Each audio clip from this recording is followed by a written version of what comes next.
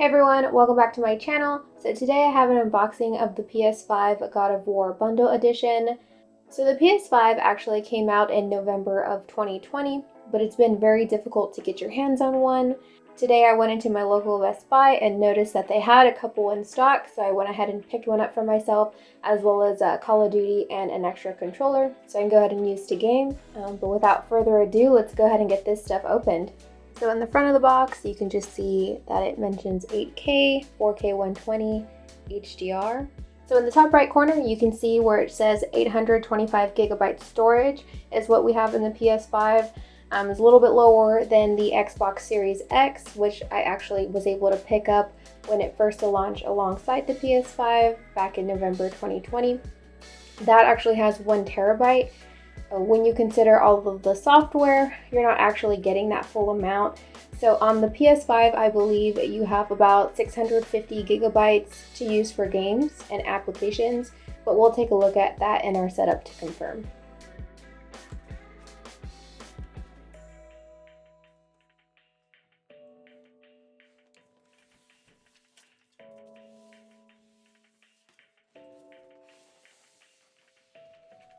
So basically here we have a box within a box.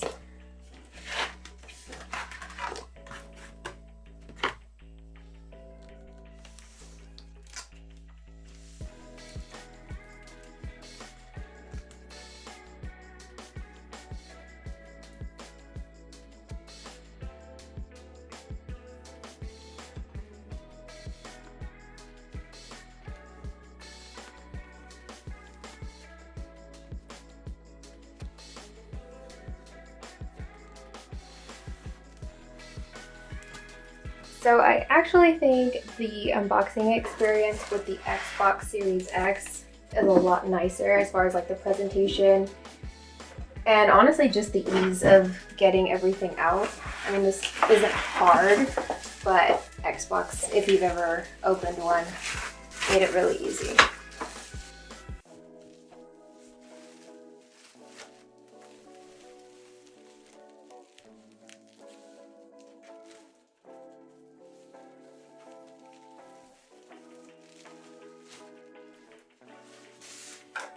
So obviously there's the console.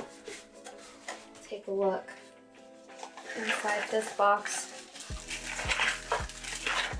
So we have our DualSense controller. Definitely feels nice. Power cable. USB-C to USB-A controller cable. Books, of course.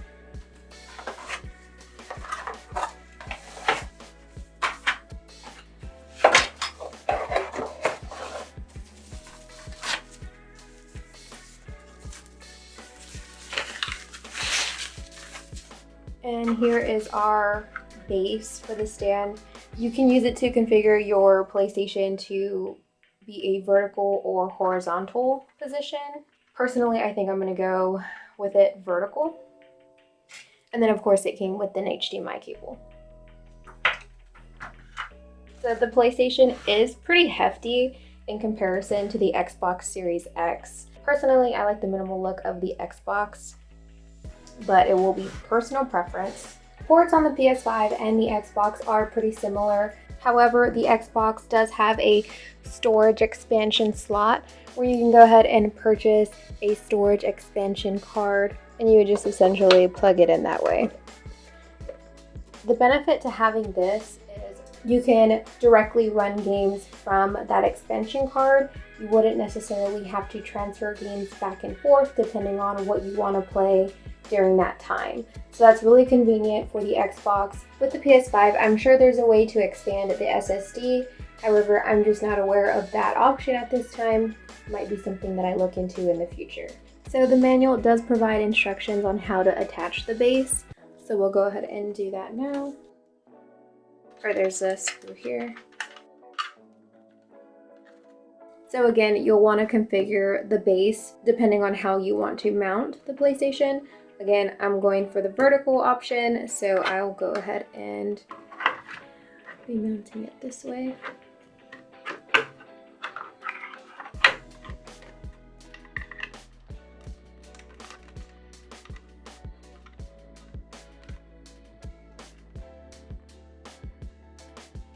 So we just tighten that. That should be good to go. So now that the base is on, we can go ahead and power this thing up.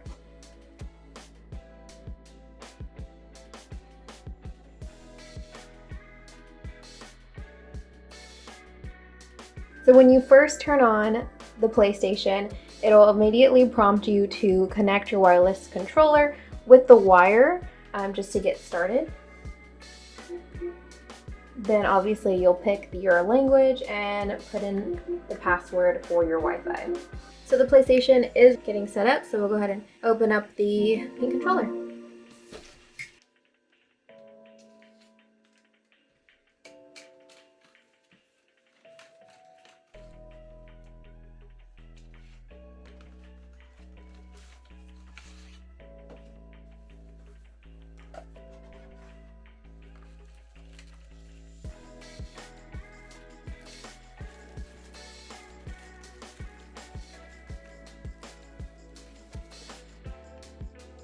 Here it is. So here is the Nova Pink DualSense controller. I personally like it.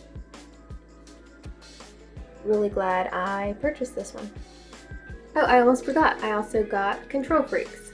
I always get these for every controller that I have. I even have them here for my Xbox controller. But basically, they just performance thumbsticks that go. So this particular one has a left mid-rise and then the right is a high rise. So I'll put it on and show you. And you basically just pop it on there.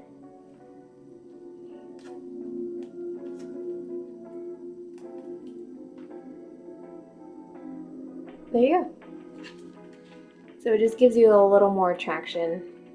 I really like them. If you haven't tried them before, I recommend to try them out, and if you don't like them, you can return it. But I think they're like, depending on which ones you get, they're like $15, so they're not too crazy. So fun fact, I've actually always had PlayStation growing up. Then when the PlayStation 5 came out, obviously as I mentioned, it was really hard to get, so I got the Xbox Series X instead. And that was actually my first time owning an Xbox, and it's actually been really nice having, but obviously I just wanted to go back to what I know. So the first Xbox profile that I had, long story, I'm locked out of it. Sony won't let me back in. So I actually had to start a new account, which absolutely has nothing on it, which is great. Yeah. Okay, so two-step verification. I was locked out of my other account because I had set it up through the Authenticator app. Then of course I got a new phone, no longer have the Authenticator app.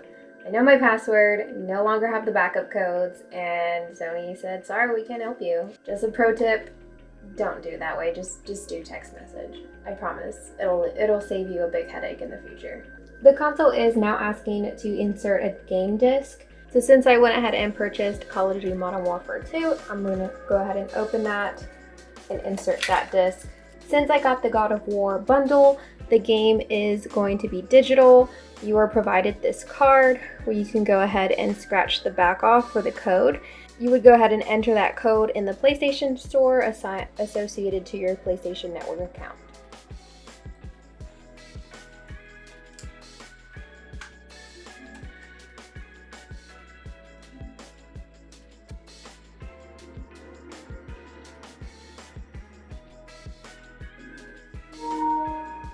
Oh, I forgot to mention, I obviously have my PlayStation hooked up to a monitor, so it's the Gigabyte 34-inch ultra wide. I'll go ahead and link that down in the description on which one I have. I actually use this monitor more for work. I have an LG 34 ultra wide that I use alongside my PC. But technically this is a gaming monitor too. I think more or less it has the same specs as my LG, so it's fine for consoles. So we'll go ahead and head over to the PlayStation Store so we can redeem our God of War digital game. So redeem codes. Then you'll go ahead and enter the 12 character voucher code that we received on this card.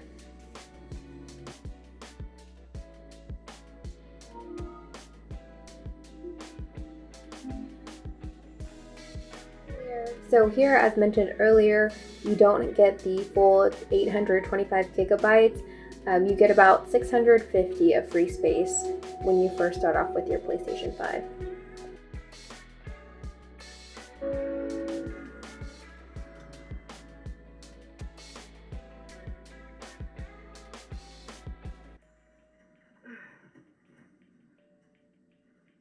Hungry?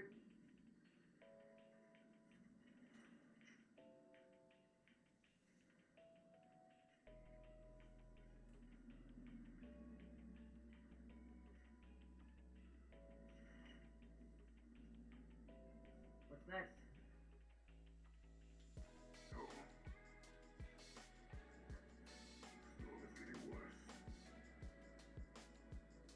I'll get you ready.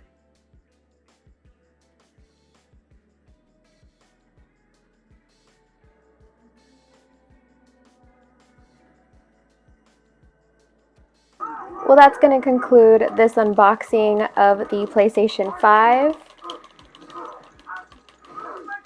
If you're not subscribed, please consider doing so I can go ahead and make more content like this. But thanks for watching, and I'll see you in the next one. Bye!